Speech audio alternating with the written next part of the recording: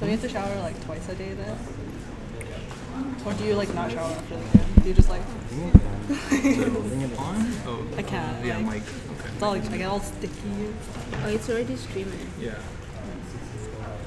So let's just check.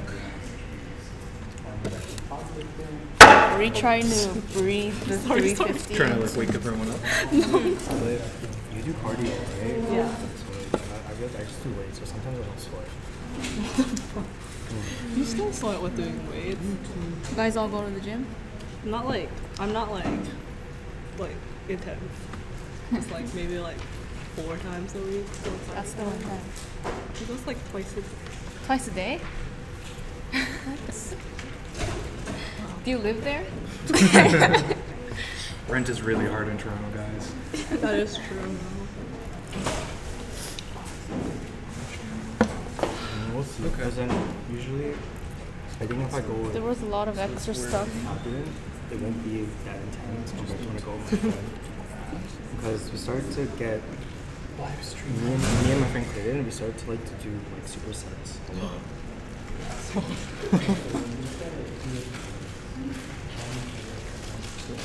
Or like those guys who have their like headphones in and they're like blasting like crazy like rock music or something. And I'm like, oh shoot. Like I can hear their music through my music. I don't listen to a lot. I think I have the weirdest. You do like guitar. Listen to have like a ballads. straight setup before you come. Yeah, I know those people. They're so weird. What? Like you're like trying to like. Yeah, so and you're you like, would make a new "La-la." event, new live event. And then you start streaming. Like And then you English start streaming, ballads. and it shows up. Well, I started watching like K-dramas and stuff, so Yeah, so just maybe check on your Like phones Goblin and or stuff? on your computers. But otherwise, That's like not the music you listen to when you're like. yeah. Like I can't imagine like cardio. And, Yeah. and then I also like listening to them because I never like went to like the lessons Yeah, or but anything. check I on just your kind end. of learn from artists, hearing like listening. I listen to like podcasts. And sometimes it's set to private by accident. Like when you go to edit, make sure that it's public and not private. Because I think that's what happened last time. It was streaming, but it was public. I'm not good with YouTube. I think there was a link. CJH332. Ooh, I like your phone. It's very boxy. Yeah, your case is awesome. With like multiple perspectives. Oh no, really? Yeah, it's live. Oh, click it and actually like listen to it. Oh, is that a link? Yeah, it should be fine Oh, now. I'm scared of those. I feel like I'll like pop off and then my phone will like fly away. Okay, today We are good. wait, I'm missing something. What are we missing? Call my mom. That's what we were missing.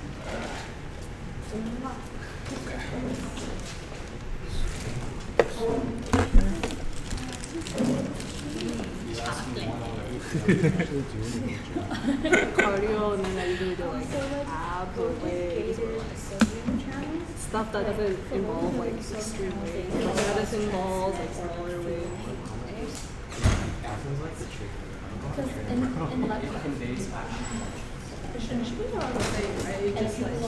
I guess for curl down on the knee, right? So they have to go around.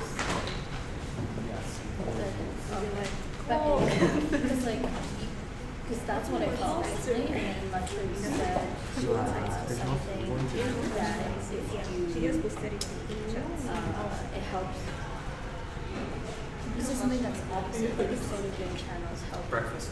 If you block it, you block pain. So, you know, just like close the So you can laptop block after drop everything not else. feel pain, You guys know the drill. feel pain.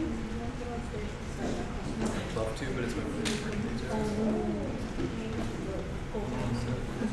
I mean, your mom. Thanks. You too, maybe it's your birthday, so. No. So you guys got all the courses that you want? I don't like beer. I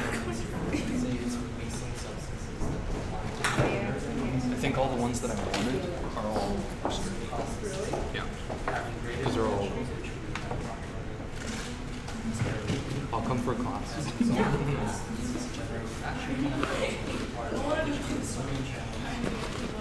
I heard it's a really fun one. Like a lot of fun.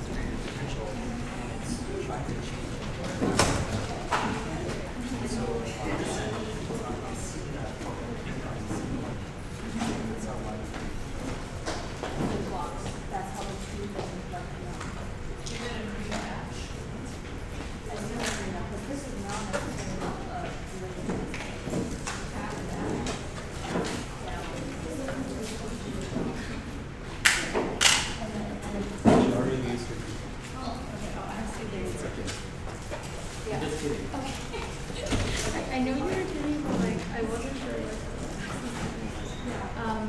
So you said like membrane clamps were mostly negative feedback. Like how is it negative? Sorry, no more coffee.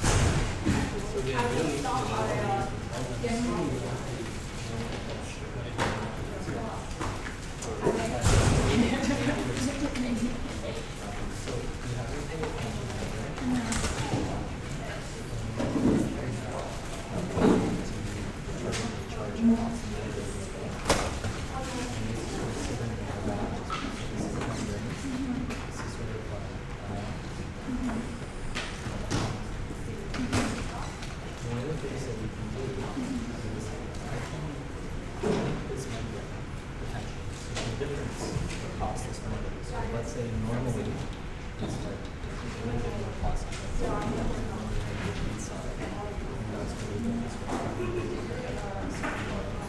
The one that to stay at minus 60, so that's where I'm clamping it at that point.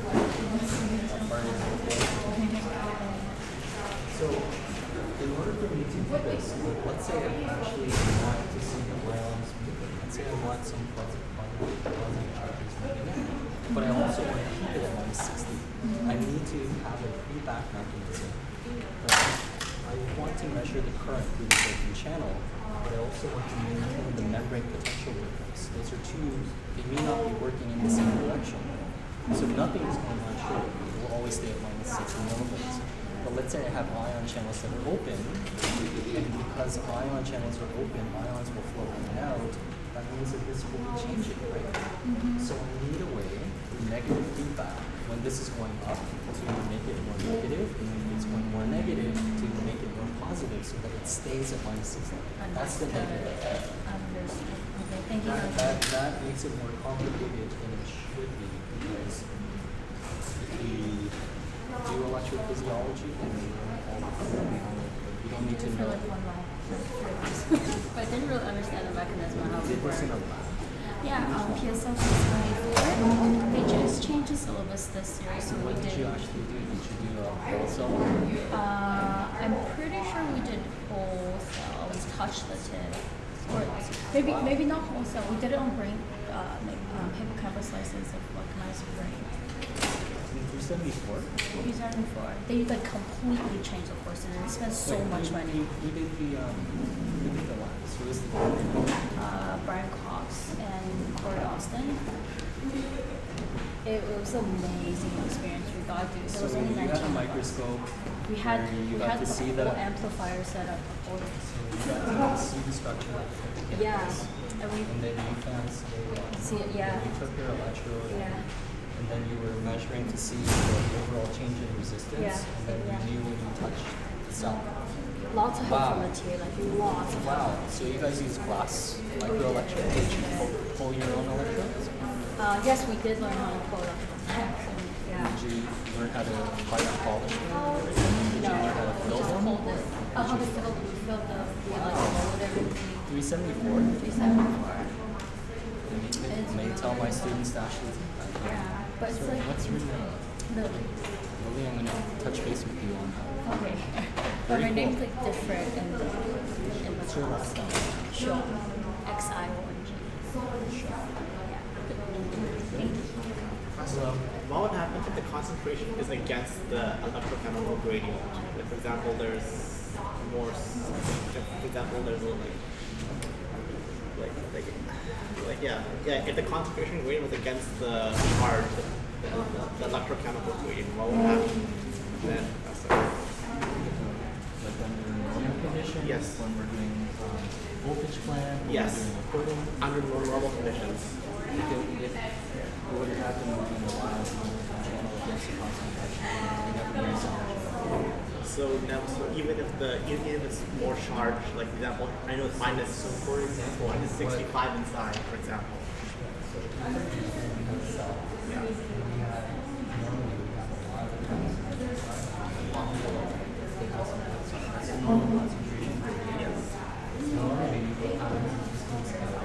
As long as there's a channel that's What do you do then? well, only if there's a channel for it. It's not guaranteed. We suddenly change the extracellular environment and we become more potassium. Yes. This is what happens. This will happen. Oh. It's always concentration. So what if you add a lot of sodium outside? But there's already a lot of sodium. Okay. There's already a huge concentration gradient by doubling the. So if I have sodium, here, if I increase it by 1.5 times, or even double it, my concentration gradient is still large. It's still going to work its way. Okay.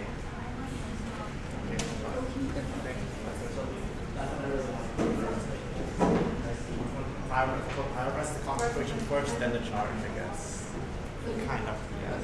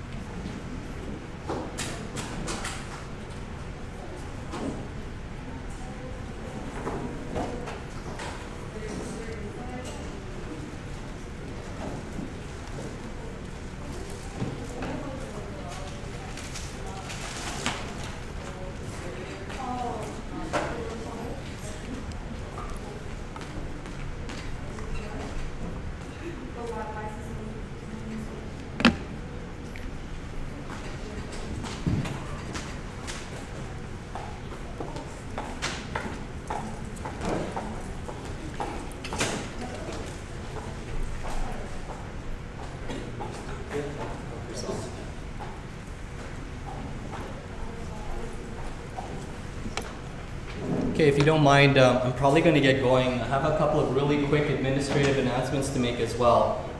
One is that these are the types of questions that you're going to get. This is actually considered a more challenging question, so if you're a little bit stumped right now, it's okay. I'm going to give you a few more. probably about somewhere between 5 and 10, there will be a link to another site. There are a couple of things that I want you to think about though, even if you can't answer the question. One of these is, what are some of the keywords that I should be homing in on? Some of you use that strategy when you're taking a test, where you underline like what you think are the keywords.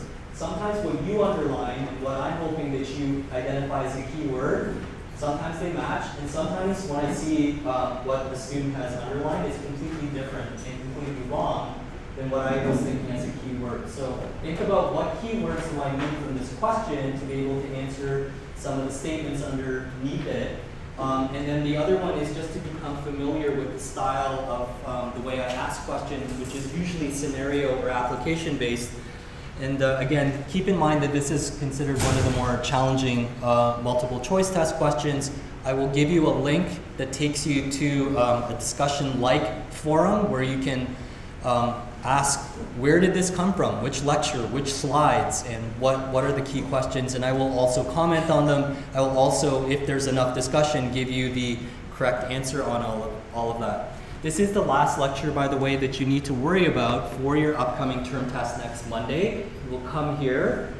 We will start at about 1:15. There is no lecture afterwards, so you're free to go after you are done, because I think it's a really cruel thing to make students sit through another lecture after they've just gone through an entire term test.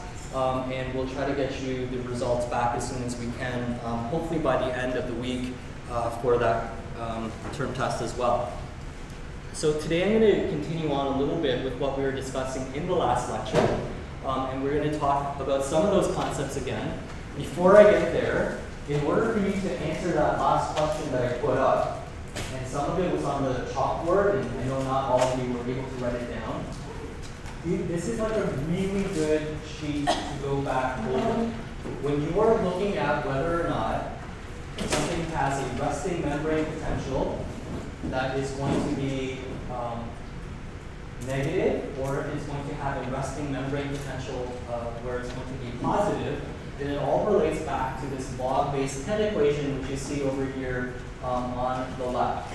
And again, that plus 58 or minus 58 depends a lot on the concentration of the ions inside or outside, or if they're equal, as we saw in one scenario, then we'll see that it becomes 0, and that's where the reversal potential would actually go through 0.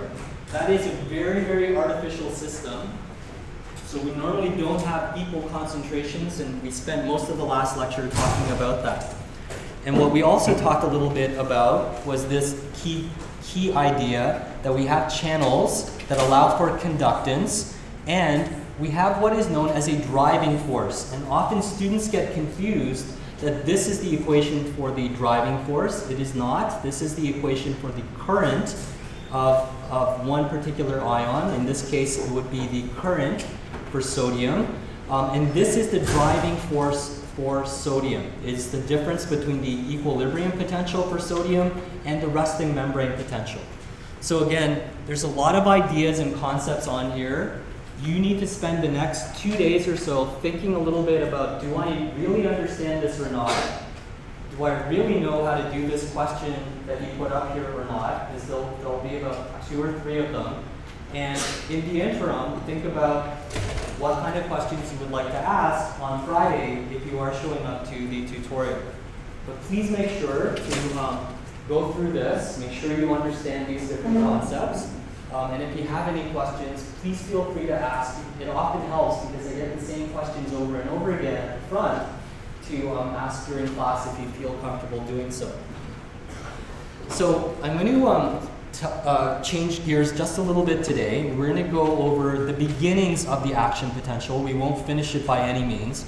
We're going to go back and revisit the lead channels that we talked about.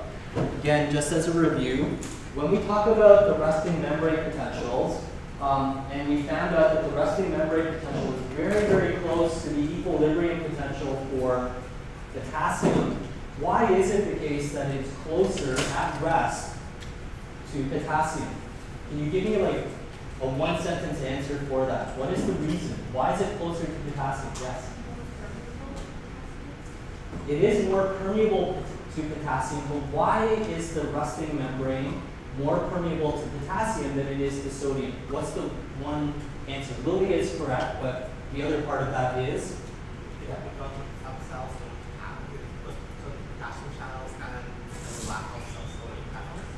So I think just to maybe rephrase that a little, and hopefully you'll have an opportunity to go back over your notes. We have many more lead channels for potassium, making it more permeable, than we do for sodium. And that's why it's closer to the membrane potential or the equilibrium potential for potassium than it is for sodium. So I'm going to go again, after we revisit some of these concepts, talk a little bit about the action potential, talk a little bit about how ions move and how we know that these ions move. This was, again, a really controversial area in neuroscience in the 1960s, and then some ideas about the structure of these voltage-gated channels that allow us to talk about these refractory periods that we'll be looking at a little bit later on. So again, just to reiterate, you actually know exactly what scientists spent over 50 years. You have, like in the last lecture, I summarized about 50 years worth of research to get everything that the scientists used, starting with Bernstein in 1902, to what Hodgkin and Huxley were dealing with. And they knew a couple of different things. So they knew likely the resting membrane potential is due to these lead channels that allow for potassium to flow in, kind of move around. And they were trying to figure out why some cells at a certain level of excitation will actually fire action potentials. And there were two different theories. One, it's due to potassium. Somehow we missed it, and we think that potassium is what actually causes a change in the membrane potential that causes action potentials. And in 1902, Bernstein hypothesized that the resting membrane potential is indeed due to the potassium equilibrium potential. And one of the things that he knew was that if you look at a neuron, and this is what he's doing in this graph over here on the left, and then he changed the extracellular concentration, and this is outside of the cell. He can't really change things inside the cell. It becomes very challenging to do so. But if he changed the concentration gradient, because that's what we were talking about, the equilibrium potential is concentration gradient dependent, and he started to measure this resting membrane potential, what he saw was that we saw a slow but steady change in the resting membrane potential as we changed the concentration gradient. So normally we have a very large concentration gradient. You know that it's higher inside than it is outside. And this is one of the reasons why it's negative. And as we increase the concentration from 3.5 millimolar outside to 10 millimolar, he saw an increase in the resting membrane potential. 20 millimolar potassium outside the cell, it would also increase.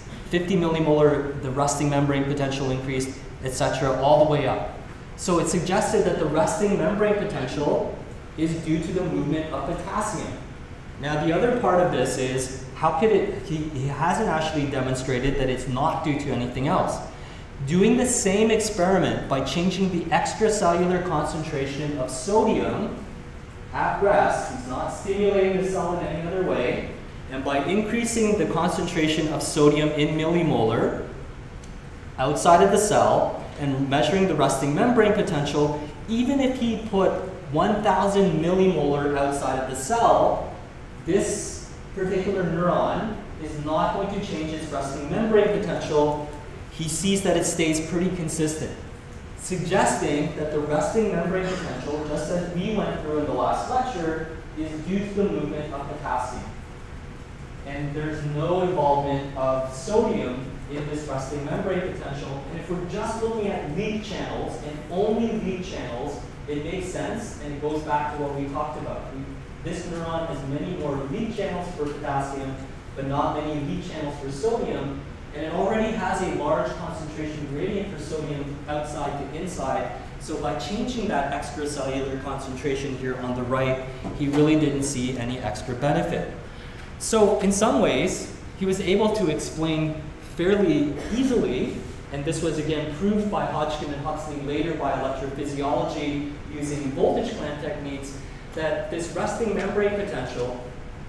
that we see somewhere around minus 60 millivolts is probably due to the leakage of potassium. And again, a very small contribution of sodium. Now this is the resting membrane potential. People took about 55 to 60 years to figure out this mechanism. At the same time, Hodgkin and Huxley wanted to go beyond this. They wanted to understand what is the ion that's involved in the action potential. Really, we have a choice of 3 ions. We have a choice between sodium, we have a choice with potassium, and we have a choice of chloride. Both potassium and chloride are very, very close to the resting membrane potential, which is over here on the left side of this diagram. But they also knew Bernstein's original sort of research in 1902, suggesting that even if we change the extracellular concentration of sodium, we're really not going to see this equilibrium potential being reached under normal circumstances. Again, you're thinking, but they should be looking at other types of channels. They did not know about these other type of channels until much later on. So again, just to give you a little bit of a background, because I know you've had this in your other physiology courses, this is not an important slide for you to spend any time on. We know that the action potential is very, very different than the resting membrane potential. We see a very rapid, very quick, sudden increase in the membrane potential in response to activity. We also know that this action potential is usually conveyed. It doesn't stay in one area. It's transported down the length of an axon as part of a nerve, or it can be transmitted across the membrane in a muscle syncytium, or a group of muscle cells.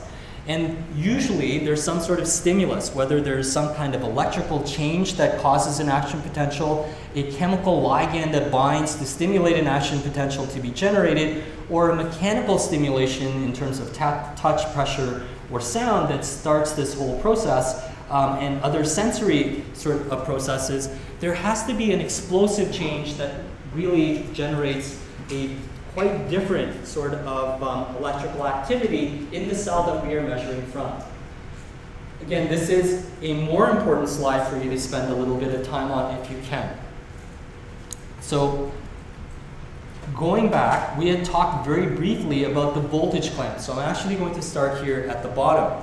And voltage clamp, one of the things that we do is we hold, or we clamp, or we control the neuron's membrane potential, because the membrane potential is always measured in millivolts. It is a potential difference. It is a voltage, so that goes back to the millivolts.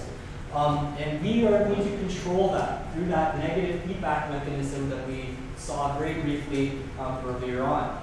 So I can control at what level the membrane potential is going to be. So normally it's at minus 60 millivolts. I may decide that I want the membrane potential to be at minus 40 millivolts, and I will hold it at minus 40 millivolts. And it will always stay at minus 40 millivolts, or at minus 20 millivolts, etc.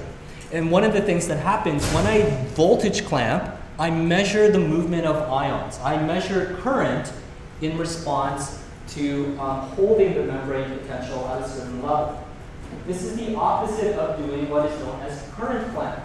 I will control the amount of current that can be injected, so I may not inject any current, and that might be zero current injection, and then measure what happens to the membrane potential. So either way, I can control what is passing through the membrane or what the membrane potential difference is. And this way, for the current clamp, under these particular conditions, as people started to develop electrophysiological techniques, they were able to determine that if I injected positive current into the neuron that I was recording from, then I would suddenly see an explosive charge or an explosive change in the membrane potential. And this will then lead to the firing or the generation of these action potentials. So let me take you through what that actually looks like in this next slide. So here, if I'm taking a look, I am looking at current clamp mode. And in current clamp mode down here in red, I am looking at the injection of these various currents. Here, I am injecting in negative current So this is hyperpolarizing. It is moving it further away from threshold. So I am injecting in negative current. So this is the resting membrane potential. And I am injecting in just a little bit of negative current, and then I am bringing it back.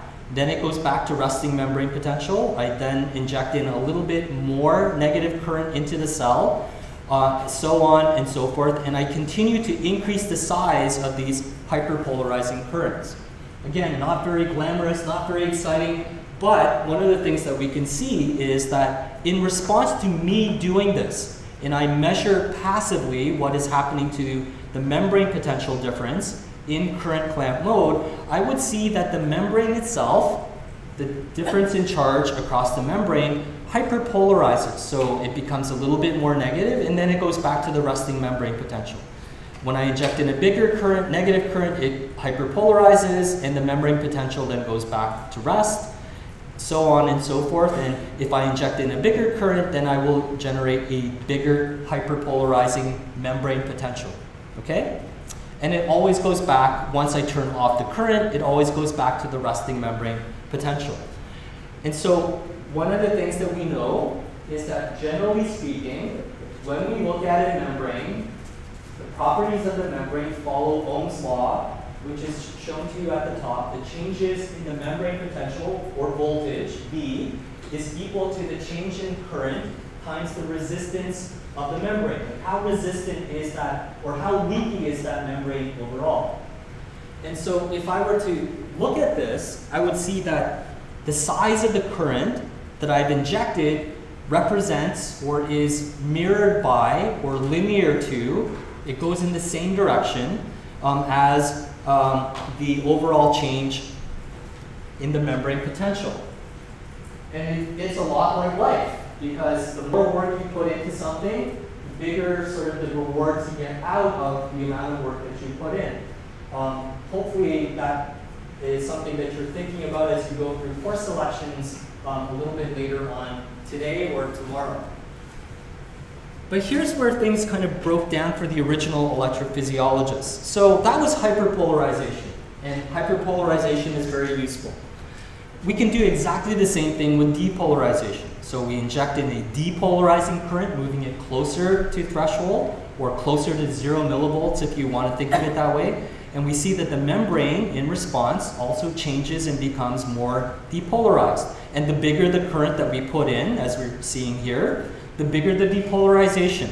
So this again is in current clamp mode. And one of the things that we see is the bigger the current, the bigger the membrane depolarization is. Do you all see that? I'm hoping yes. And this again is a linear response. And this is what the electrophysiologists saw, that when they pushed in or put in a positive current, the positive current resulted in this depolarization.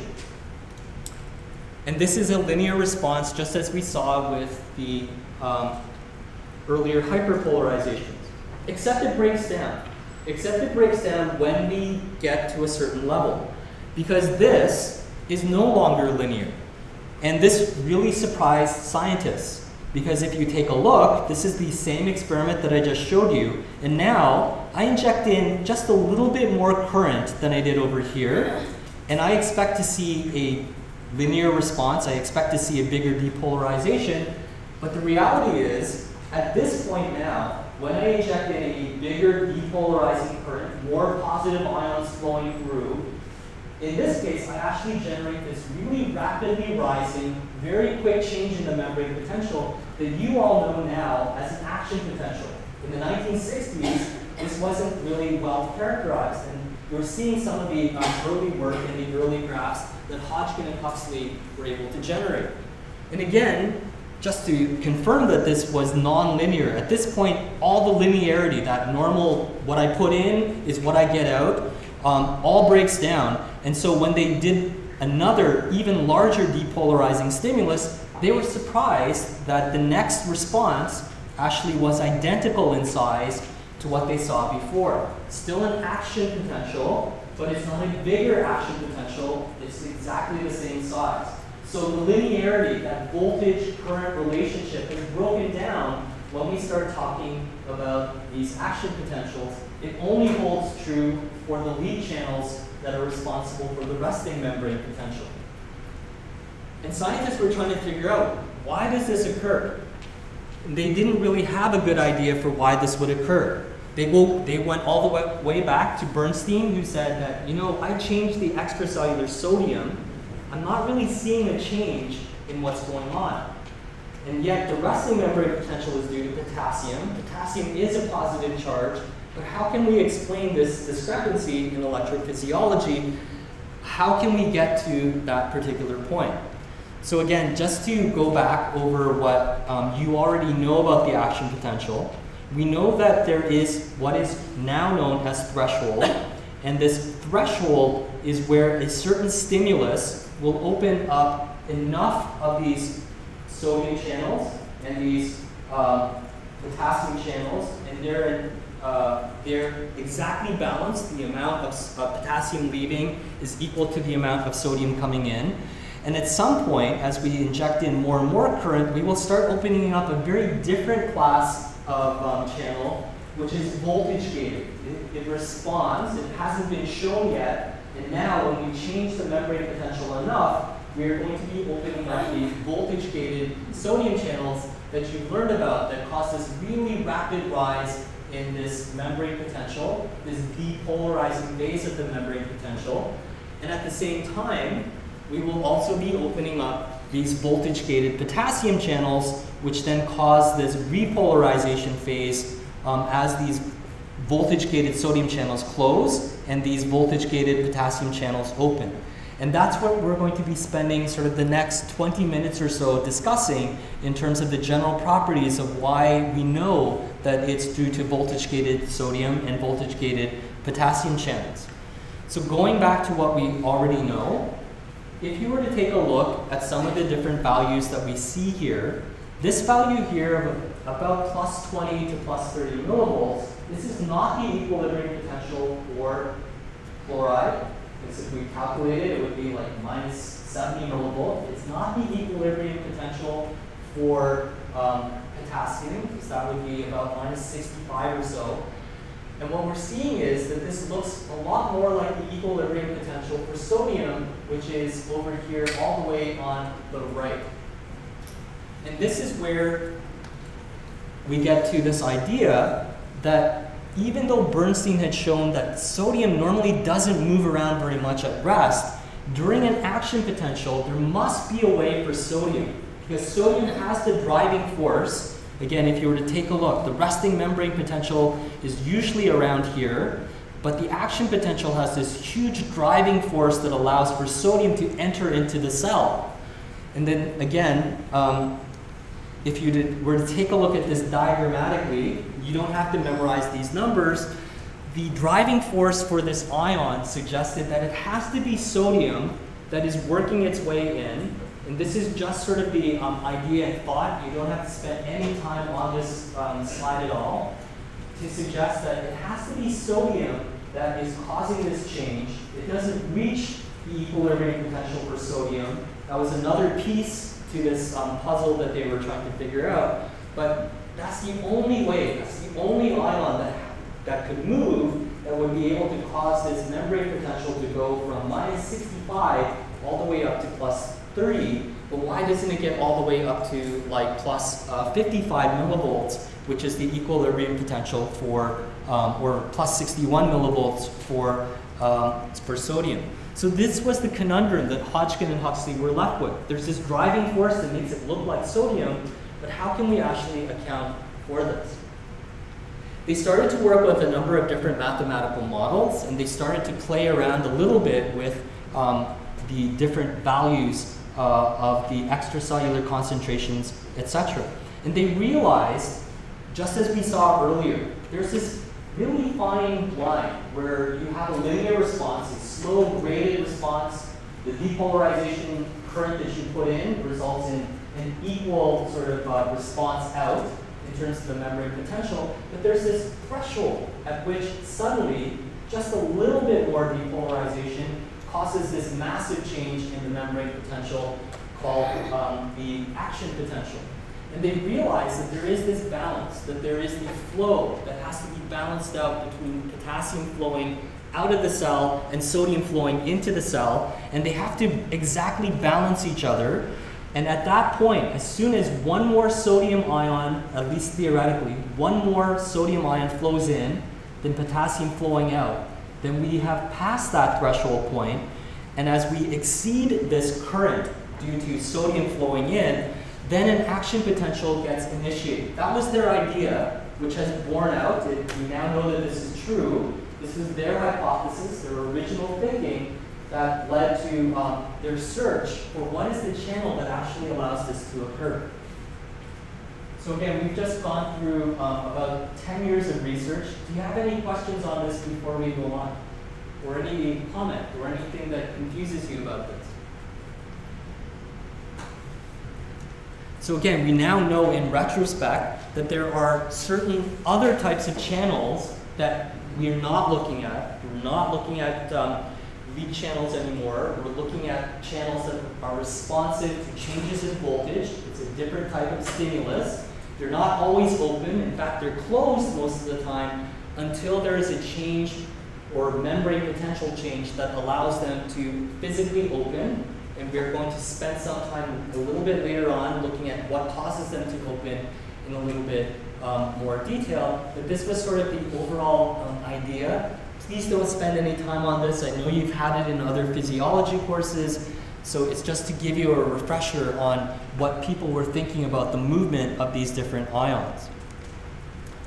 So again, they had some ideas about what sorts of things must be involved. And this gets into their ideas, their hypotheses, which again, really brilliant scientists that allow them to win the Nobel Prize. It took them a lot of time and effort to convince individuals that in fact, this is the mechanism that was involved, because they didn't have an idea as to what was actually causing this. So all they knew was this, that there has to be some kind of ion channel that underlies the action potential, that it can't be those lead channels that we've been looking at over the last lecture or so. That this depolarization is probably due to a change in the membrane potential the membrane conductance of sodium, and then later, in order for it to go back to rest, it's probably going to be potassium. That because of the rapid nature of how quickly this depolarization occurred, it had to be self-generating or self-renewing, and it had to involve a lot of these different channels opening up at the same time. And in order for this to close or to go back to rest, there had to be a feedback system that allowed for potassium conductances to also come into play at some point in time. So again, this is sort of their idea that depolarization causes two different effects. Again, no evidence for this at the time. This is just their hypothesis. This is on their chalkboard. This is like what they were working out in their heads, trying to convince each other this has to be the mechanism that you all now take for granted, that somehow a membrane depolarization in A has to lead to a change in conductance through some kind of channel. Big question mark up here. What is this channel? Don't know. That this movement of ions, sodium, somehow causes sodium to move into the cell, contrary to what Bernstein had showed in 1902, and that this increase in sodium current will then cause even more depolarization, which then causes more channels to open. What this channel is, again, they didn't really have a clear idea at the time. They also hypothesized that simultaneously, this depolarization also had to cause a change in potassium conductance, and this potassium conductance worked in exactly the same way that it did for lead channels, where potassium would leave the cell, carrying that positive charge out of the cell, causing that repolarization or the falling phase of that action potential. And again, it makes a lot of sense, but they really had a lot of question marks to be able to answer. So again, some of the properties of these action potentials that we now take for granted, you don't have to memorize everything on this particular slide. It's just to give you a little bit of an overview. So we know that action potentials get triggered by depolarization. There is some kind of threshold, And this threshold will vary for different types of channels, for different types of neurons. It really depends on the distribution of the different types of channels on different neurons. The one property that you will all remember that I'd like you to go back and review, if you haven't learned it before, is that it's always all or none. An action potential, we either get an action potential or we don't. We don't have something in between. We can't get half an action potential. We can never get an action potential that's twice the size of the previous action potential, and I've already shown you that as well.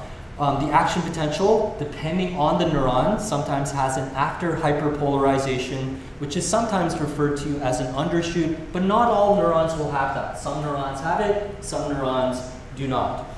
These action potentials are followed by what is known as a refractory period, which means that that same neuron, after it's fired an action potential, has to take a little bit of a break. You can't fire another action potential immediately after. There has to be some time delay, which we call a refractory period, before the next action potential can be generated. And we're going to be talking about all of these different things in about 10 minutes or so in terms of what causes this refractory period and what are the molecular components that allow for this refractory period to exist. So I'm going to tell you that you don't have to worry about the capacitive current at the top. So please ignore that altogether. The capacitive current is really a property of the cell membrane. It's storing charge. It's very, very small. So in comparison to what we're looking at here, this is actually very, very different in terms of size as well as the timing. This down here on the bottom is in milliseconds. If you look at the time trace, this is milliseconds. This is in microseconds. It's just expanded for you because it comes and goes so quickly that most people would miss it. So if we were to take a look, as Hodgkin and Huxley did, let's forget about the capacitive current, which they did indeed measure. One of the things that they saw using various forms of voltage clamp and current clamp is that they saw this phase here, this early inward current, and then they saw a later current that would be leaving the cell. So they saw this early inward current, which they thought was due to sodium, and then they saw this later current, which they thought was due to the potassium. So again, I'm going to go through that in a little bit more detail in the next few slides, but this was sort of their basic idea. This is where our idea, that beautiful figure that you see in every textbook about the rising depolarization and then the repolarization, the falling phase, this is all they had. This does not look like an action potential by any means, but this is just the current that we are looking at. Before I forget, because it's really important, as you know, I'm going to be giving you some practice questions, both multiple choice and some short answers for you to practice. When you are asked to draw something, so if you are, for example, asked to draw an IV curve or a current voltage relationship for a channel, then please make sure that you've labeled the x-axis in millivolts. You don't have to have like all the numbers there, but let us know that you know that it's voltage in millivolts on the x-axis and current on the y-axis. Again, you don't have to worry about the precise numbers, but generally when you're asked to talk about the movement of ions and the current of that's associated with them, indicate what's on the x-axis. So if it's time, indicate that it's in milliseconds. You don't have to have like precise numbers, and indicate what we're supposed to be looking at in the y-axis. Again, just a little bit of a tip for you, because we do assign marks for you, labeling axes, etc. So again, just to look at this in a little bit more detail, and you might be telling me, wow, what you just said about half an action potential is completely wrong here. Isn't that half an action potential? Yes and no. So what we're looking at here is one of those forms of proof. Bernstein had shown that potassium is the ion that is holding the membrane potential. It's a positively charged ion. It's holding it at minus 60 millivolts or so. He had also shown earlier in 1902 that sodium actually doesn't move in. And so one of the first things that Hodgkin and Huxley had to convince other people of was that, you know, that action potential where we have this hypothesis that it involves these changes in sodium conductance, it actually is due to sodium. And one of the things that they did was they showed that when they generated a normal action potential where the extracellular concentration of sodium was what we would normally assume, high outside, low inside, and this is again in current clamp mode, so they are in holding the current steady and measuring the changes in the membrane potential that results. And if they started to do this experiment where they reduce the amount of extracellular sodium, and think a little bit about what that means, if you are changing the overall concentration of sodium, one of the things that they saw and measured was that there was a change in the peak. It didn't get quite as high as it normally would. And as they continued to drop it to a third of its normal value, they also saw that the action potential would be much, much smaller in size. So the amplitude actually is due to the concentration of sodium. So one of the things that you should observe here right away is that the peak amplitude, the overall height of the action potential is changing. And I want you to think about that a little bit. If you were to tell me like one reason for this in like one sentence using 2 words, what is changing when I change the extracellular concentration of sodium?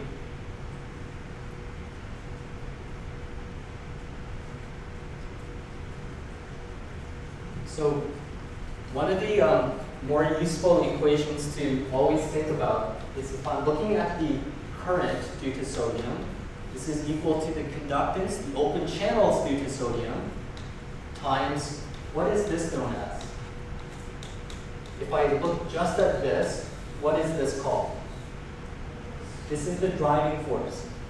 This value here is dependent on the concentrations of the ions, and so I am actually changing the driving force of sodium by changing the extracellular concentration of sodium.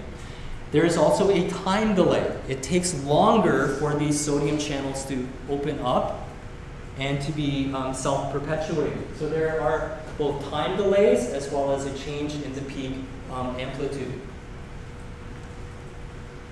So let's go back to figure out how Hodgkin and Huxley actually did these experiments. So one of the things that Hodgkin and Huxley did was that when they started to work with these different squid giant axon preparations, again, the squid giant axon is large. It has this ability to manipulate the inside contents as well as the outside contents. So that's one thing that they have in their favor. They can change the ions inside as well as outside. So that's working in their favor. The other thing that they know is that it's also a really well characterized system.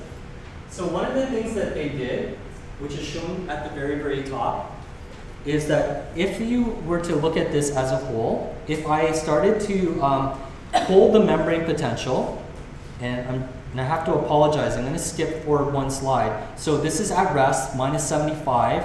Now I do this voltage clamp, and I clamp it at 0 millivolts, so at a very, very positive membrane potential. One of the things that I see as a result is this current, and this current is inward first, and then it goes outward. So again, labeling the axes, inward current here, always below this axis is inward, above this is outward. I showed you this previously in 2 separate graphs, but this is what they actually saw. This looks nothing like an action potential, because here they are in voltage clamp mode, and they are measuring the current as they hold it at minus or at 0 millivolts, inward and then outward. Any questions on that before we begin? The other parts of this experiment. Any questions on this? Anything that's not so clear? So they did a number of other experiments. One, they decided that we're going to take another molecule. We're going to take another positively charged molecule, choline, and we are going to replace sodium with choline. And then we're going to see what happens when we have exactly the same concentration difference for a positively charged molecule known as choline outside the cell and have a little bit of choline inside the cell. So they replaced it both outside and in. And in this ion substitution experiment, one of the things that they saw was there was no inward current. They only saw the outward current. So they only changed one ion, and suddenly everything changes. There's no more inward current. Suggesting again that inward current, because it's disappeared when sodium's not there, and we have it replaced with choline, which is too big to flow through a channel, that maybe that inward current is due to sodium.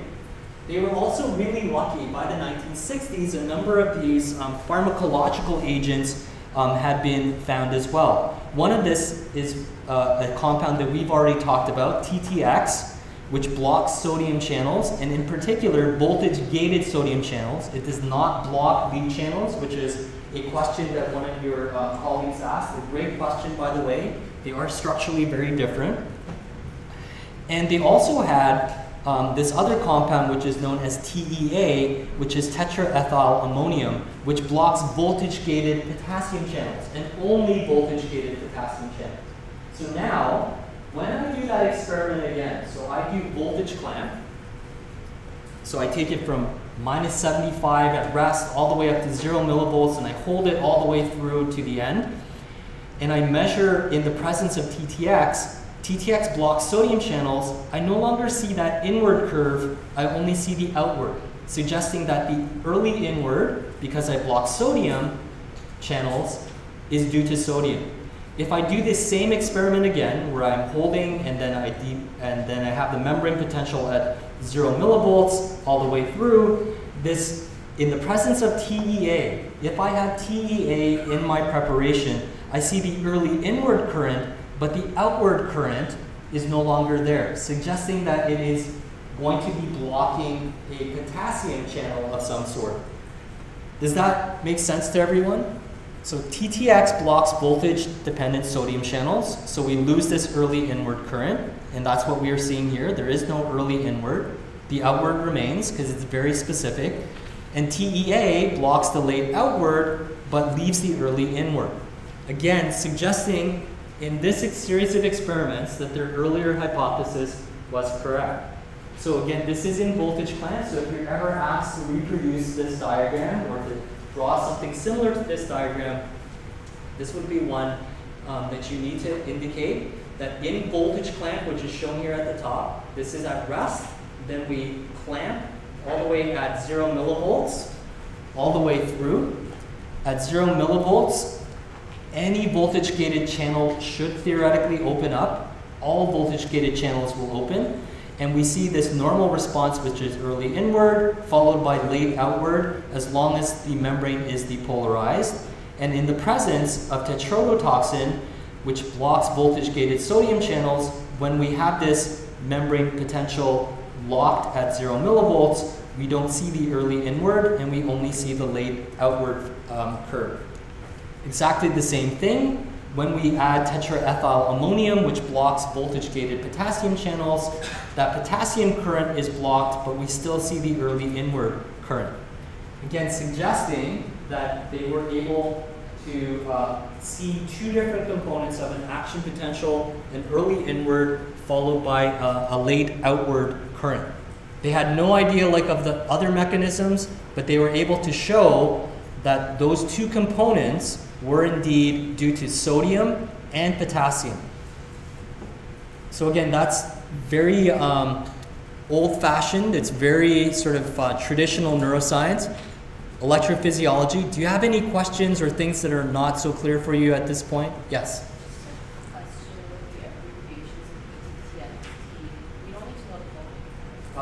So can you use abbreviations if you're asked that to write them out, and your short answer is yes. You don't have to write the full name of it. Any other questions? Okay, so I'm just going to go through a few more slides and then we'll take a little bit of a break. So again, another way to do this is sort of a different approach using very, very classic electrophysiology. And this is a very different sort of slide, in some ways complementary to this, in some ways adding a little bit more information to this. And this goes into this idea, do the sodium and potassium currents, so the inward flow of sodium ions, that's a sodium current. The outward flow, the movement of ions is always a current.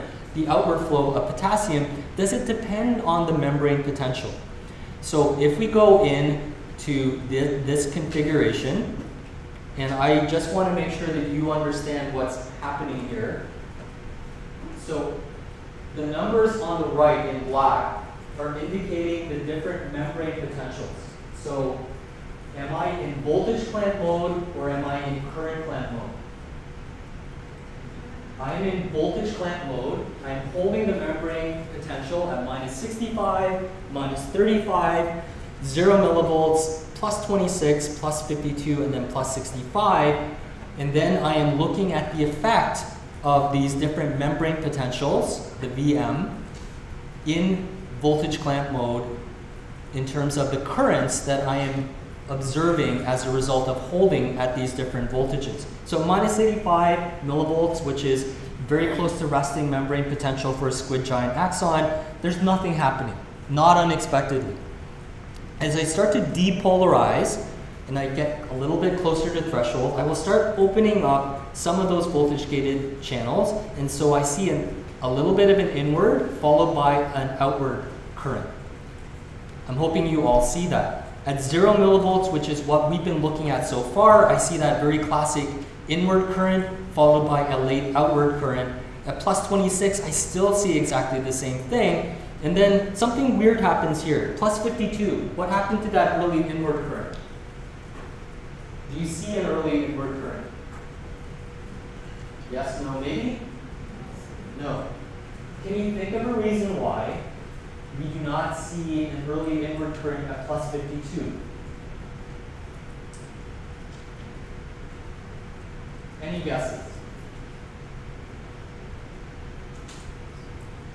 Yes.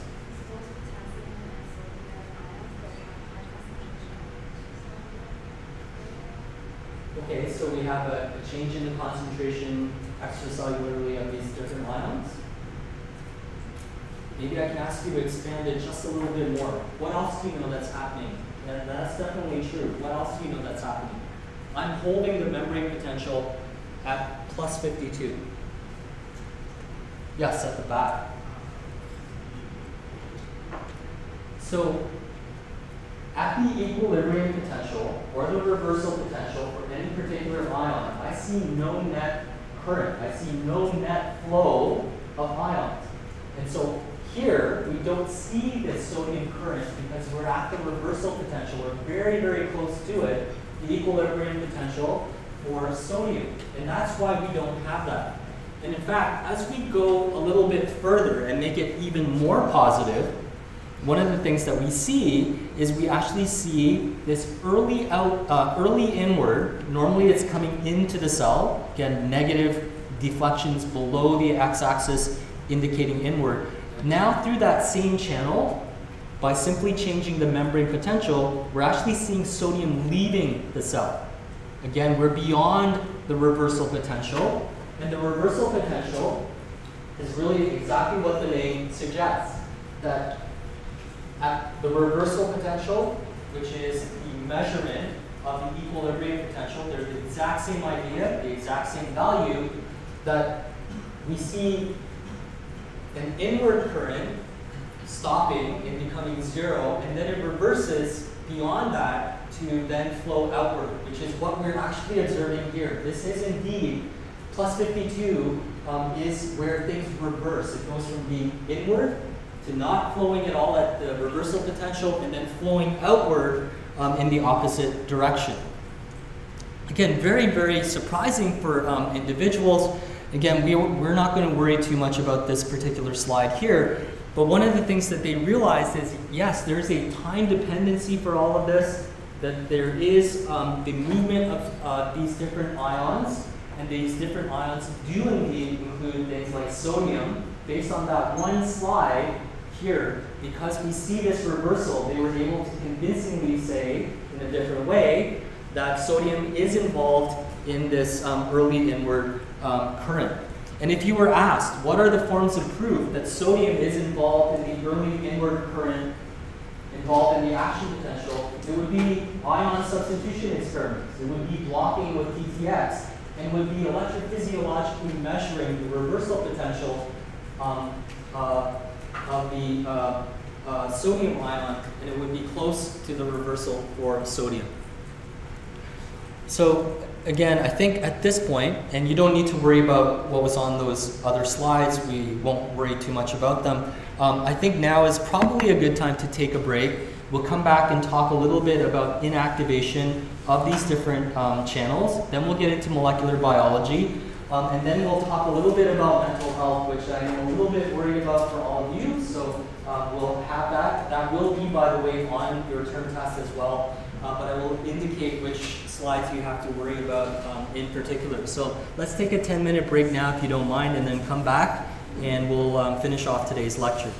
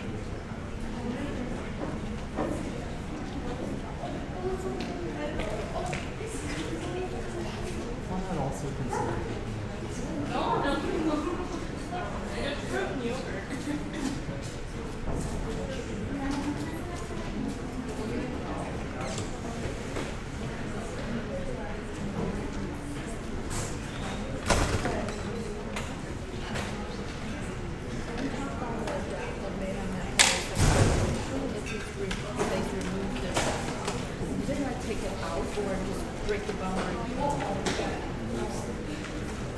Just remove it. And the protein. So only the so it's basically after the remaining protein is like regular membrane and probably It turns out it's not that easy. Because it actually disrupts compartmentalization. destruction of the It rock. disrupts like the normal liquid wrapped. So it disrupts a lot of the Another one is the R486. That's a blocker. So what about the blocker and desensitization? The blockers completely block the channel.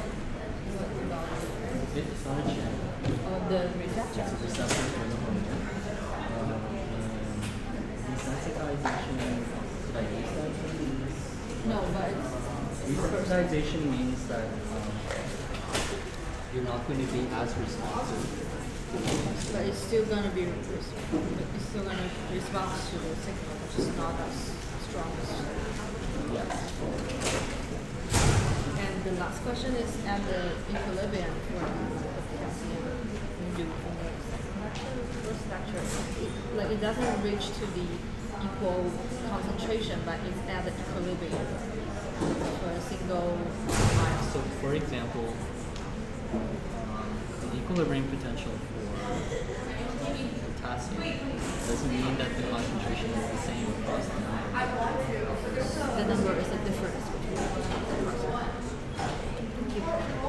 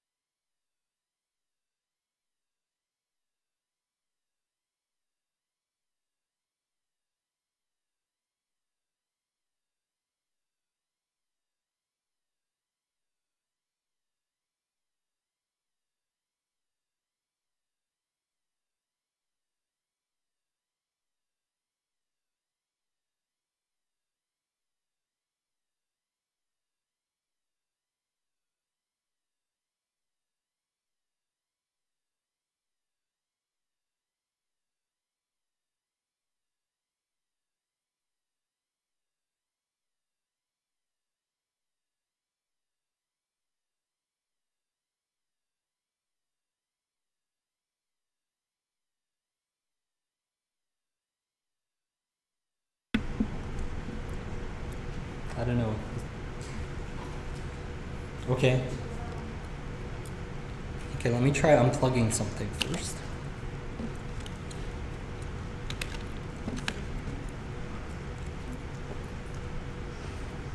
There is an audio recording just in case, so we'll see if that works.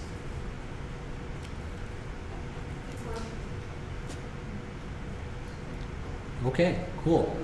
Now I feel very self-conscious, but that's okay. So this again suggests that there's an inactivation or an activation parameter. They knew nothing about gating. They knew nothing about the molecular biology behind this, but they were able to show that somehow some of these sodium channels are closing and some are staying open, and it depends on the depolarization state. And this is what this inactivation actually represents. That the channel itself may no longer allow sodium to flow through, and if it hyperpolarizes, we reset everything. Nothing gets inactivated, which is why we see this bigger current. And if we are having depolarization, some of them begin to inactivate, which is why with the same stimulus, we only get a smaller current, as I showed you before. So again, just a couple of other small properties to associate with this. The potassium channel, the conductance of the potassium channel only increases during the depolarization state. We don't really see too big of a change during hyperpolarization. And we also see that the potassium channel conductance is actually beginning a little bit later. It starts after the voltage-gated sodium channels have opened. So even though we have two different things embedded in the membrane, both are voltage sensitive, one opens earlier than the other one. So in response to the same stimulus, one is active already and the other one takes a little bit of time to become active. If you go all the way back to the July 9th lecture, we had already talked about these voltage-gated potassium channels, and I had indicated that if you do an IV curve for a voltage-gated potassium channel, then we would actually see that it curves. It is not linear, and this is a property of all voltage-gated channels, that it is not in a straight line. It's not in that sort of lead channel type. It rectifies or curves in one direction or another. And again, we won't worry about the slide that's over here showing the overall magnitude of the movement of different ions. So again, this goes into what are some of the ways in which this inactivation physiologically makes some sense for us.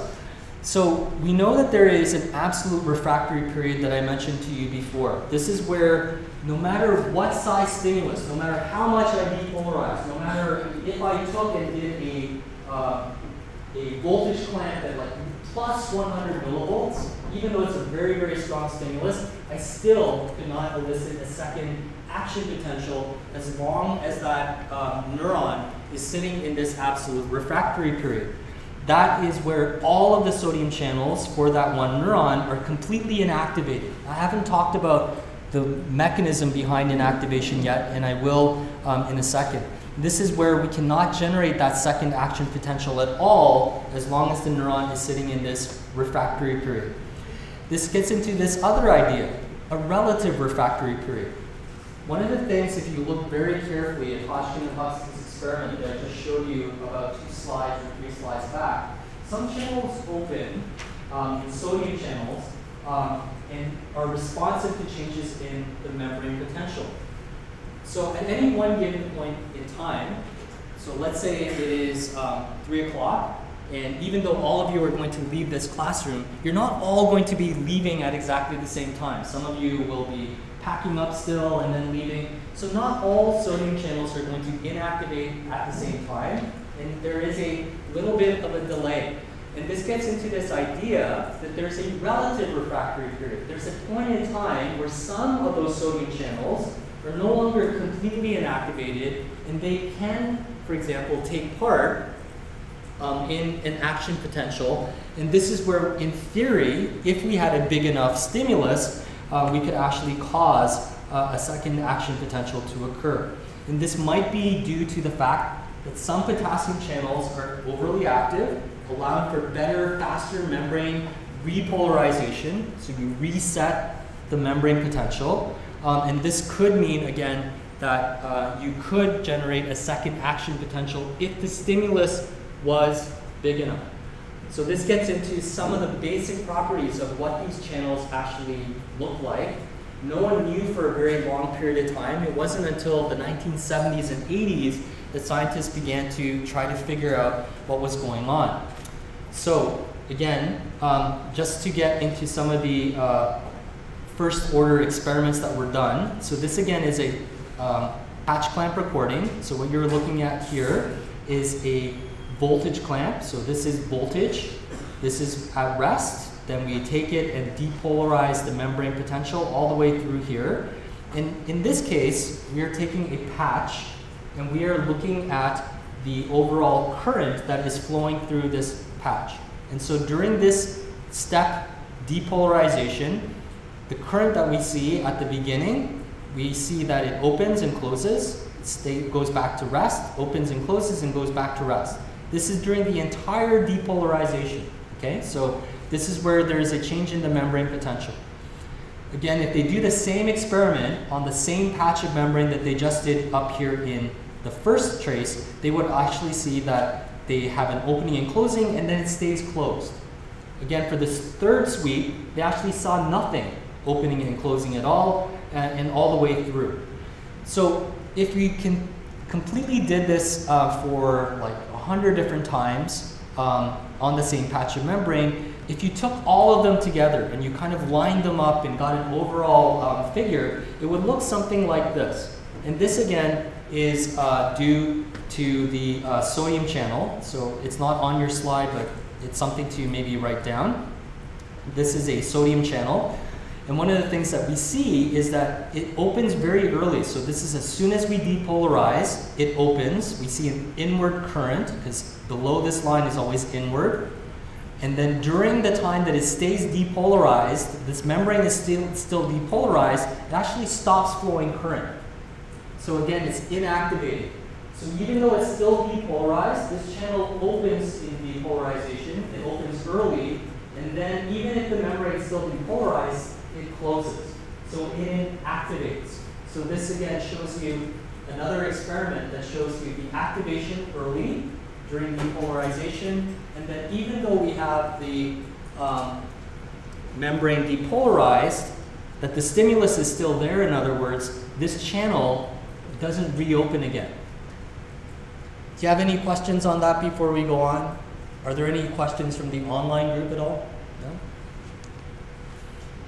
So again, if you were to do this for the potassium channel, and we're doing exactly the same thing, so we're at rest, we take and depolarize up to plus 50 millivolts, and then we bring it all the way back down to the resting membrane potential, and we were measuring from single channels, we would see a very, very different looking type of channel activity. So we would see that it takes a little bit more time, it's not immediate, it stays open during the time that depolarization is occurring, and then it comes back down to rest. So the kinetics and the dynamics of this are very, very different than what we looked at previously with the voltage-gated sodium channel. This would be related to the voltage-gated potassium channel.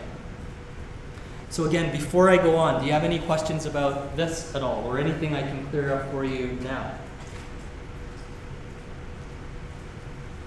So if you look at the diagram on the left, we have previously looked at one of the best characterized receptors, which is the nicotinic acetylcholine receptor. You should know the topology as it's outlined for you here. If you're asked to draw the topology, this is what you draw, not the sort of pentameric star-shaped thing that we saw earlier.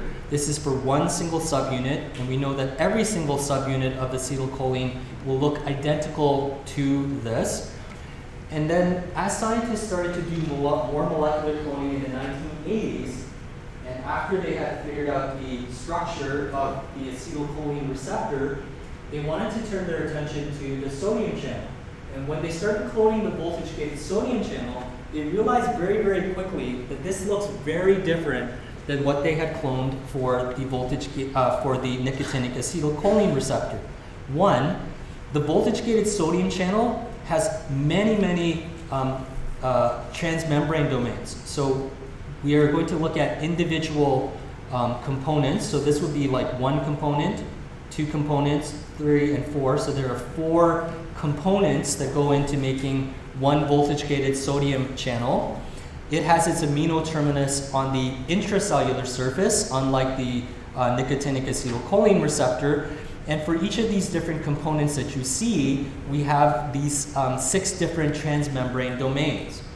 Just as we saw the M2 region forms the pore for the acetylcholine receptor, we know that there are certain regions that are really important in this voltage-gated sodium channel, especially the ones that are shown here. The S4 region that you have highlighted is one of those regions that we know is very important in these voltage-gated channels. And this is, by the way, this S4 region is the same for any voltage-gated channel that allows for a positive cation to flow through. So it doesn't matter if it's potassium, doesn't matter if it's sodium, hypothetical cation that we found that has a channel that's voltage gated will probably also look like this as well. And this is because this is part of a superfamily. That S4 domain, if we were to take a look at it where all of them were coming together, so this is one S4 domain on one component, this is another S4 domain on another component, one of the things that we see is that the S4 domain, one of the reasons why you see these little pluses, is that the S4 alpha helix that goes through the membrane actually has a number of positively charged amino acid residues, either lysines or arginines, at every 3rd position. So as it makes a helix through the membrane, there are lots of positively charged molecules in that transmembrane domain for each of those different components that we saw earlier. And this idea is that at rest, where it's slightly more negative inside than it is outside, that these positive charges actually are driving this S4 domain in toward the intracellular region, so it's sitting a little bit lower, and this is helping to close this channel off. Somehow, if we were to depolarize the membrane and make it more positive inside, these charges, the lysines and arginines, are now repelled from their normal position, and they are now being pushed out of the cell, and as a result, the channel will open up as well. So this increases the probability of this channel opening. And we know that this S4 domain is actually really important, and this gets into why this is voltage sensitive, so that change in the charges across the membrane from being negative inside to being positive inside allows for this movement that we are just looking at, and this S4 domain is one of the more important regions that we have been able to identify for any voltage-gated channel. And we know that this is important because we lose this selectivity, we lose this ability to have this activation if we were to replace these with negatively charged or neutral amino acids. Then we no longer see this voltage-gated activation of these different channels. So again, before I go on, is there anything that I can clear up for you, or anything that is confusing, or things that I can clarify? Okay, so I want to concentrate for the time being on just this one subunit. So we're only going to now look at this channel here. This is for this sodium channel. The different components of this sodium channel, the first component, second, third, and fourth, all have 6 transmembrane domains. The S4 lines this region here. This will move in and out of the membrane accordingly, and we have all 4 of them represented here, allowing sodium to go through. If we were to look at the sodium channel as a whole, again, it has an N-terminal domain that's intracellular, and it also has a C-terminal domain that is intracellular as well. There is one other thing, or a couple of other things to make note of that I showed you earlier. If we are looking at the sodium channel, and this is only the sodium channel also has a site that is specific to the voltage-gated sodium channel, which is the S6 domain, and it's on this component here. That part I don't need you to memorize, whether it's in the 3rd component or the 4th component of the channel. But the S6 domain is what is sensitive to local anesthetics. Do you remember any of the local anesthetics that we talked about previously? So lidocaine, for example, procaine, any of the local anesthetics that we looked at, this is where we would see them working to block these voltage-gated sodium channels. So this goes back to how do we stop action potentials. We block this S6 domain on voltage-gated sodium channels. Now you know a little bit more about their mechanism. The other thing that I'm going to make note of is between the third and fourth components of this of the voltage-gated sodium channel, we actually have an inactivation gate. This is what is blocking the channel from allowing sodium to go through, even when it's depolarized. So I showed you earlier on that diagram that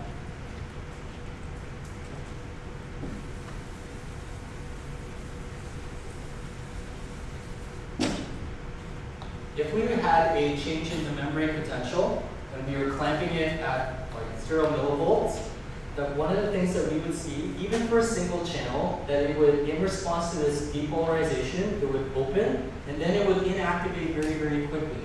So even though we're still depolarizing, we have actually closed this channel. It has inactivated.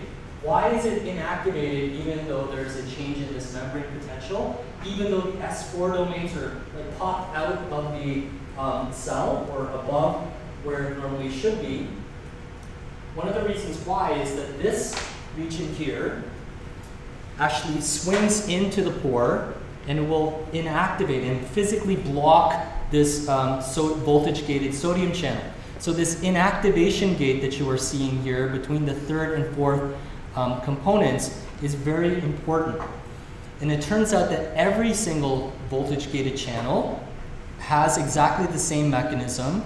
So this is sodium, so we just talked about it, so you don't need to worry about things here in blue. This is that third to fourth component domain swinging in and blocking it.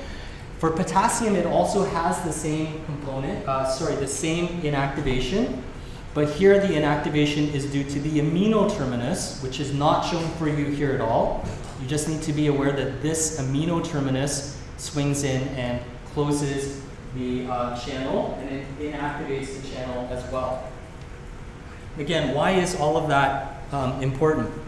Because we also have a number of different pharmacological agents that we can actually examine that are lipid soluble. These are all toxins. If you were to have them through your skin, for example, they work right through your skin. You don't have to ingest them or anything else. They're very lipid soluble. Things like veratridine as well as batrachotoxin can actually inactivate the inactivation. So it stops the inactivation gate. And it might be a useful exercise, and maybe think about it before Friday, because I'll probably ask you the same question. And it might be one of those questions that you need to think a little bit about the functional consequence. So if this inactivation that I just showed you here, if I did this experiment again, in the presence of something like veratridine or in the presence of something like batrachotoxin, what might the current look like for the voltage-gated sodium channel? So if it's not inactivating during the time of this depolarization, what might that current down here in this bottom trace, what might that look like? Something for you to think a little bit about and maybe have some answers be ready to discuss on Friday if you happen to be showing up to the extra tutorial. So again, for the potassium channel, it's the same thing. The N-terminal regions, which is what you were seeing here, one of them will go in and block. This can also be turned off by either veratridine or batrachotoxin, but here we're talking about the voltage-gated potassium channel, not the voltage-gated sodium channel. Any questions on this before we go on? No? So again, we're going to come back to this. This is not a slide that you need to worry about at all, because I'm going to come back and talk about calcium currents and calcium conductances when we come back after the term test on next Wednesday, and I'll actually begin with this slide next Wednesday. So this is your last opportunity to ask any questions on any of the material up till now. Any questions? No? Okay, so some of this talk is mainly directed at your mental health as well as well-being, and some of it's actually on your upcoming term test. So I want you to be aware of that. I will point out the 5 slides that you are responsible for in this talk. Most of you have thought about mental health, but you haven't really talked a lot about mental health, even though currently the dialogue about mental health is a really important one across campus. Because we're entering into a really stressful period. And I do worry a lot about this because technically I'm not going to see you before you actually come in to write your term test on Monday. So that whole weekend I kind of worry, like, I hope my students are doing okay, not too stressed out, and are just trying to manage the best that they can. Mental health is actually a really big concern. And again, please don't worry about all of the details. The 5 slides that I am going to be drawing material from, I will point those out to you. It's our opportunity to talk about holistically what neuroscience as well as synaptic neurobiology actually looks like. There are a lot of misconceptions about what mental health looks like. There's a lot of misconceptions about what antidepressants do, what kinds of therapies are involved, the effectiveness of different therapies, what mental health actually looks like, or what mental wellness looks like. I told you earlier that I have social anxiety as well as generalized anxiety. And some of you are asking, but if you have social anxiety or you're really nervous, how could you actually stand up in front of students? And how could you actually give a talk in front of students? And how do you think I do that? Just out of curiosity. Or you believe I don't do that, so I'm actually not good. That's another possibility. And that gets into philosophy, which we won't get into. Any ideas? So some of you will see that I'm chewing gum, and apologies on that. But again, especially before big lectures or before I get really nervous about talking about things, in order for me to deal with some of the mental health concerns, I take pharmacotherapy. And pharmacotherapy is one of those misunderstood things. So I actually have to take a number of different types of drugs related to mental health and well-being in order to be able to come and give a talk to you most days. Not all days. Some days I'm actually doing pretty well. I don't really feel like I need to. But it also means that I have a dry mouth, and that dry mouth actually affects a lot of other things, which is why I chew gum or have some candy around when I'm on medication. So if you see me with a lot of gum, or if you see me eating some candy, you'll probably know that I'm feeling a little bit nervous or just on some kind of medication. And I think that most of you would never know that outside of what I just told you. And there's a lot of misunderstandings about what these different drugs do, if they're really deleterious, etc. We also know that most of you, in fact, it's almost a guarantee here at U of T, in one way or another, whether it's for your friends, a family member, or someone else, that you're all going to experience different forms of mental illness. And that, again, really bothers me as well, because for most of you, you won't even know what mental illness looks like or what mental health looks like. And it's been estimated that somewhere between 1 out of 3 to 1 out of 4 of you will actually be directly impacted through a friend or yourself in a mental health related issue. And this is actually a really, really important concern worldwide. It's not just Canada, it's not just U of T. In fact, we always think about U of T being the center of the universe. It's not always about us. It's actually a very, very widespread illness, and it is indeed an illness. And there is a biological component to this illness, and we know the ones that are going to affect most of you. In fact, the 2 that are up here, major depression and generalized anxiety, or anxiety disorders as a whole, generalized anxiety is going to impact you more likely than major depression. And again, even if you are fully aware of what this is, and you might think that I'm going to be okay, you may not be. So again, going back to what happened to me in the spring of this year, so in February, I was actually lecturing in front of a number of students over at Boise, and that was the very first time in front of students that I had a panic attack, and it was during a lecture. And it was one of those really frightening things that intellectually I understood what was happening, but when you have that sort of physiological response, it becomes very, very scary. Luckily, the students were very understanding as to what was happening, and we were able to continue on with that lecture. But mental health is actually a really big deal. And one of the things that I wanted to talk to you a little bit about, because there's a lot of misconceptions about depression, is that it is indeed a biological disorder. If you happen to take another neuroscience course with me a little bit later on, and we'll talk in more detail about major depressive disorder and why it's such a dangerous biological change that occurs in the brain. But I do want to convince you that it is a biological, it's not just an idea or a social or psychological issue. It can be a trigger for all of those changes, but it is a biological change. And we can actually measure some of these. We know that, for example, individuals will typically, not always, but typically have things like anhedonia, things that interested you before, no longer of interest to you. You typically think of it as being sad or hopeless, but nowadays we understand that there are subtypes of depression. You might just be more angry all the time. You might just feel like you are being more aggressive all the time. And we know that major depression is continually changing.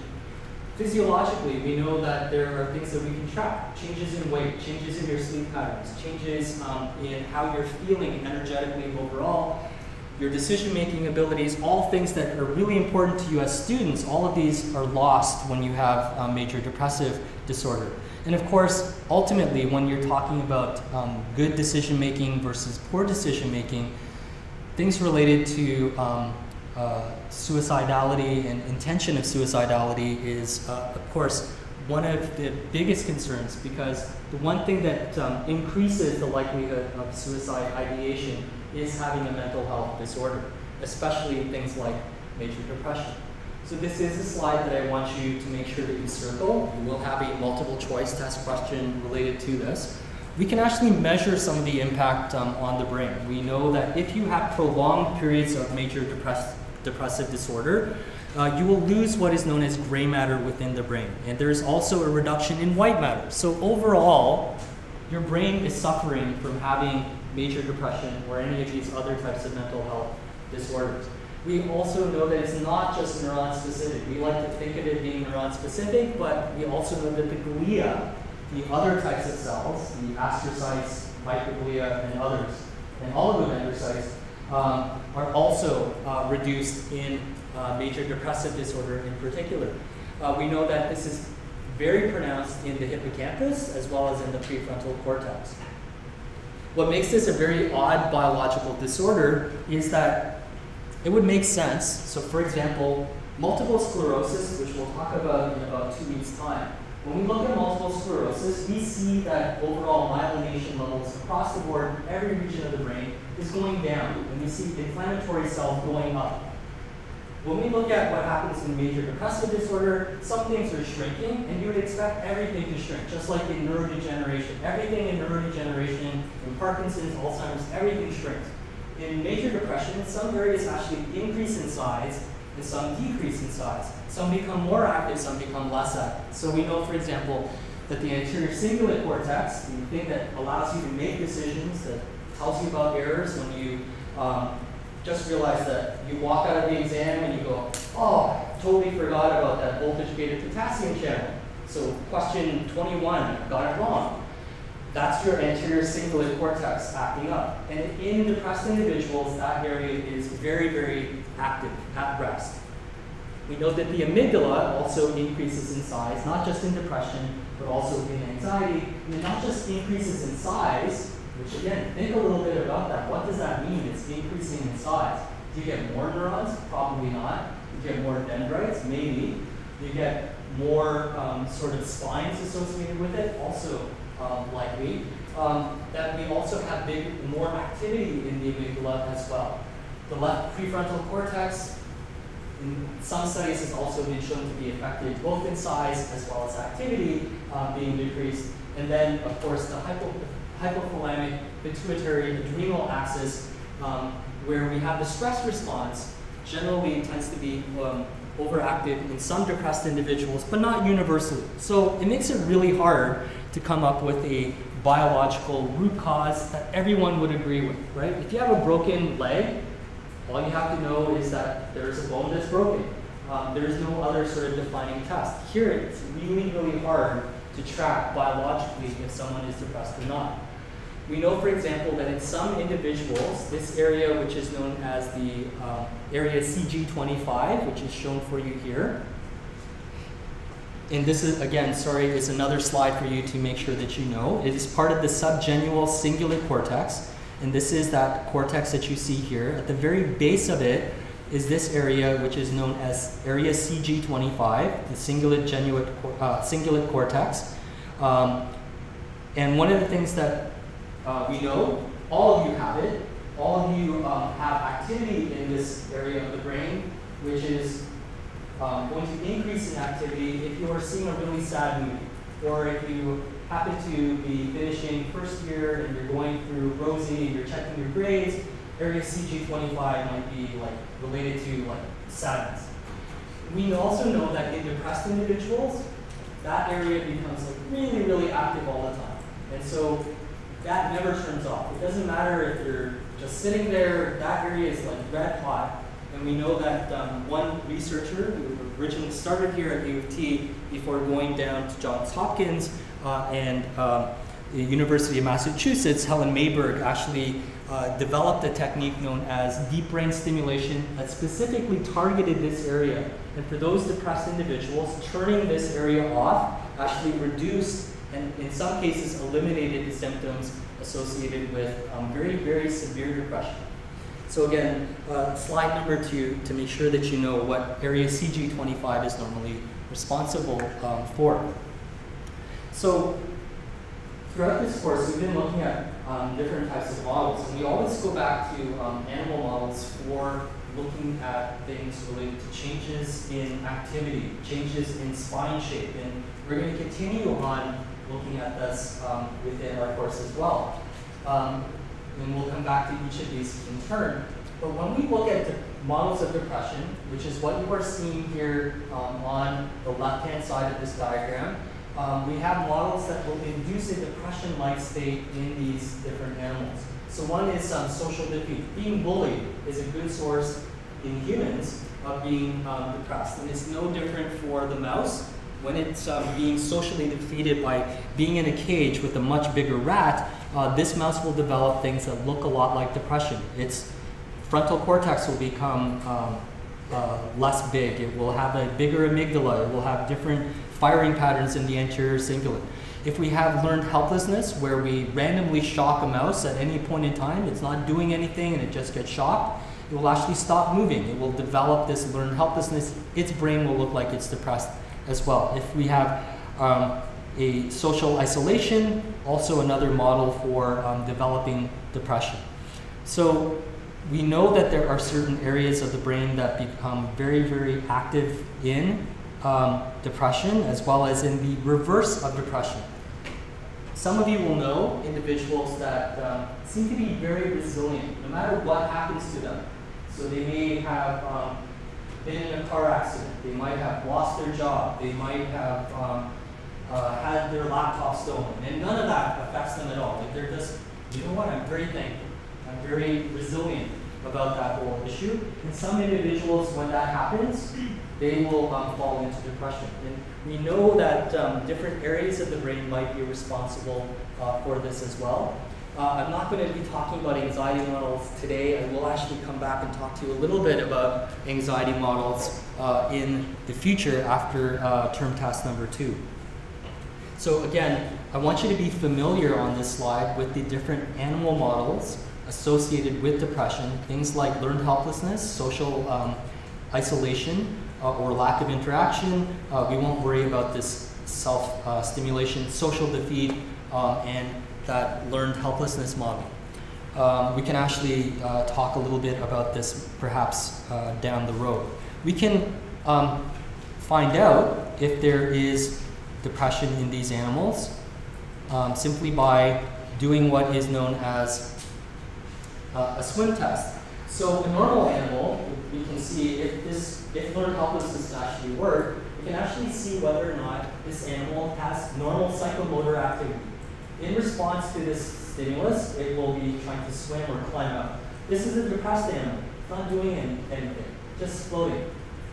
And this is, again, a way to see if things like learned helplessness has induced this type of activity. So again, this goes back to how do we determine whether or not therapies actually work to reverse signs of depression. We have a way to go back and examine whether or not all these therapies actually work. So we know, for example, that in some parts of the brain, and this again is another slide to make sure that you are aware of, that in social defeat models in particular, as the animal becomes, sorry, I'm just going to get my laser pointer back, gets depressed by defeat, that the rate of action potential firing between an area of the brain known as the ventral tegmental area to the nucleus accumbens actually increases. There's more activity between these two areas as the animal becomes more and more depressed. And we can actually measure that independent of that swimming test that I just showed you as well.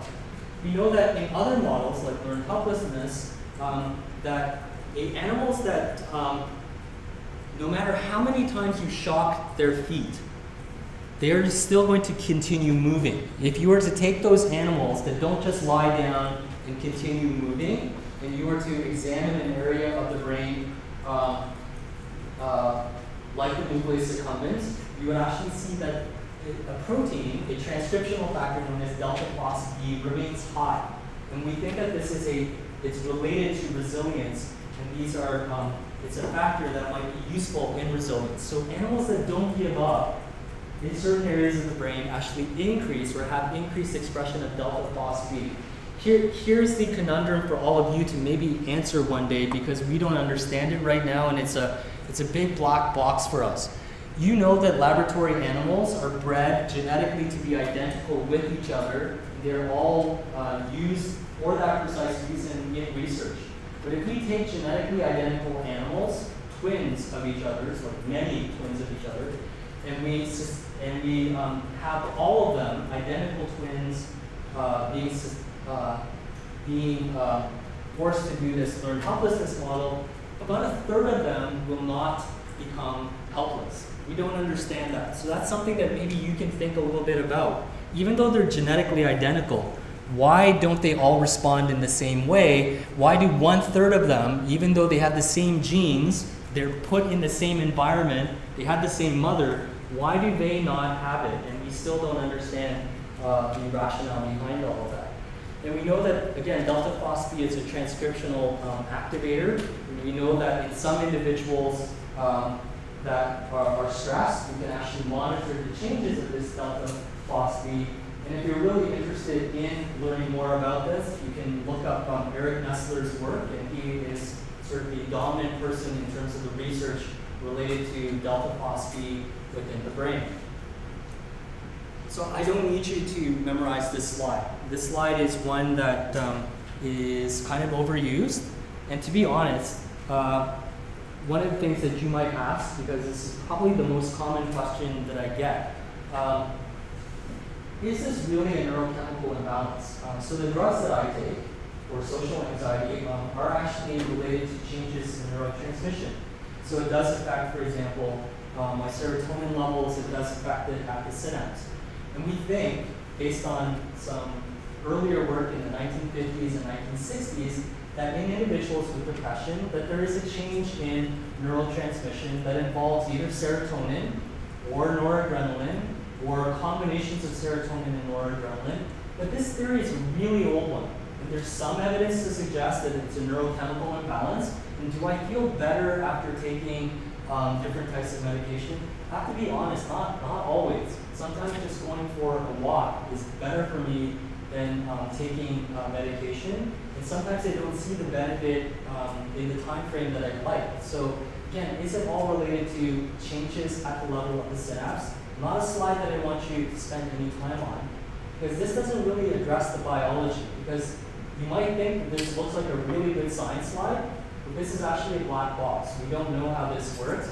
The only thing I need to point out to you is this one thing right here at the top, which is TRP. If you're looking at one amino acid that I want you to know for the next slide, which is the last slide that you need to worry about related to mental health, it's this. What is the precursor amino acid to 5-HT, which is serotonin? Without using Google or Siri, can anyone tell me in the next 10 seconds? If you can tell me in the next 5 seconds, I will actually give you one of your multiple choice test questions in advance on the announcement stage. You now have 3 seconds. Tryptophan is the amino acid. What's the neurotransmitter that tryptophan forms?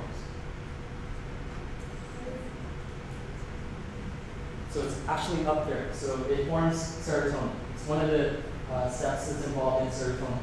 Why do I mention all of this? It probably involves a little bit of neurochemicals, and this slide is a very important one. So you'll have short answer questions and you'll have multiple choice test questions. If you're wondering, did you get that question?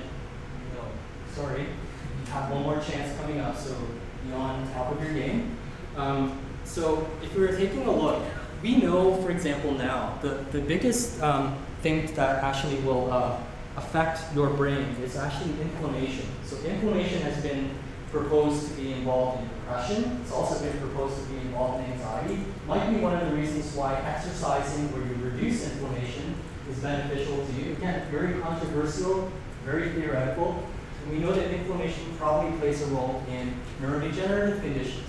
So if we're to take a look, is there any evidence for the biology of inflammation in things like depression? And everything related to depression is on the left of this diagram, and everything related to good health and healthy neurons is to the right of this diagram. And let me take you through a couple of things, and you need to write a few of these things down as well. We know, for example, that in response to different types of stress, which might lead to depression, is depression in 99.9% of the cases doesn't begin spontaneously. You can't be walking down the street and one day just fall into depression. Something has to be a stimulus for depression. It has to be psychological stress, physical stress, combinations of those. That leads to depression. One of the things that we know is that if we were to take a look, we see changes at the level of the neuron. Not surprisingly, you've already known the effects of stress on the different morphology of different neurons. One of the other things that we know is that the other cell type, the one that we don't spend a lot of time on, the immune cells of the brain, these microglia, are also affected by changes that occur in stress. So one of the things that we see, normal microglia are called ramified microglia. So they have much smaller cell bodies. They have long processes that you see here, normally associating with these really nice looking dendrites with these little spines coming off. And we know that in a depressed individual that we get these activated microglia.